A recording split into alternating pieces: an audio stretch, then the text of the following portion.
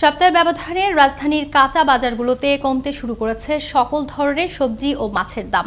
অপরিবর্তিত রয়েছে ডিম ও রসুনের দাম, আর বৃদ্ধি পেয়েছে আদার দাম। ব্যবসায়ীরা বলছেন চাহিদার তুলনায় আমদানি কম থাকায় দামের এমন হেরফের।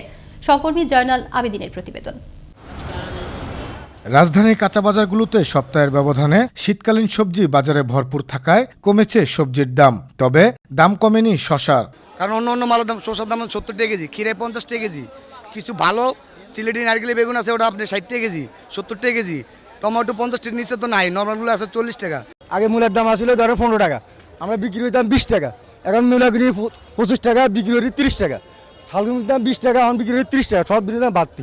এদিকে চাহিদার তুলনায় আমদানি বেশি থাকায় দাম কমেছে সকল ধরনের মাছের। ছোট মাছ কেজি প্রতি কমেছে 40 থেকে 70 টাকা, বড় মাছ 50 থেকে 80 টাকা, ইলিশ মাছ কেজি প্রতি কমেছে 100 থেকে 200 টাকা।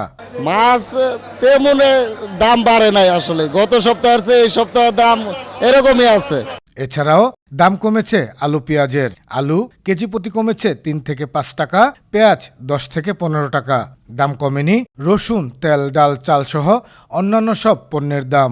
চাউলের কথা বলেন, 65 টাকা 70 টাকা নিচে কোনো চাউল নাই। ভোজ্য তেল, এটা হচ্ছে ডাল, এটা হচ্ছে সরিষার তেল, চিনি, কাঁচা মালগুলো সবকিছু মিলিয়ে সত্যিকার অর্থে আমাদের নাভিশ্বাস বলতে পারেন সংসার পরিচালনা করতে। এদিকে ঝাঁজ বেড়েছে আদার।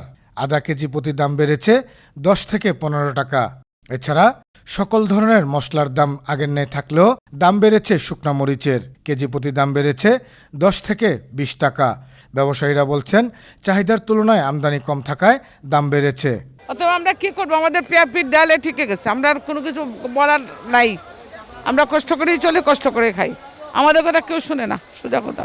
এই সরকারিভাবে অবশ্যই বাধা নিয়ন্ত্রণ করা উচিত, সেটা টিসিবির মাধ্যমে হোক বা সরকারি সেটা ভর্তুকির মাধ্যমে হোক। এ সময় সকল ধরনের খাদ্য সামগ্রী পণ্যের দাম স্বাভাবিক থাকার কথা থাকলেও কিছু খাদ্য পণ্যের দাম বৃদ্ধি পাওয়ায় বিষয়টি নজরে নিয়ে যথাযথ কর্তৃপক্ষকে ব্যবস্থা গ্রহণ করা দাবি সকলের।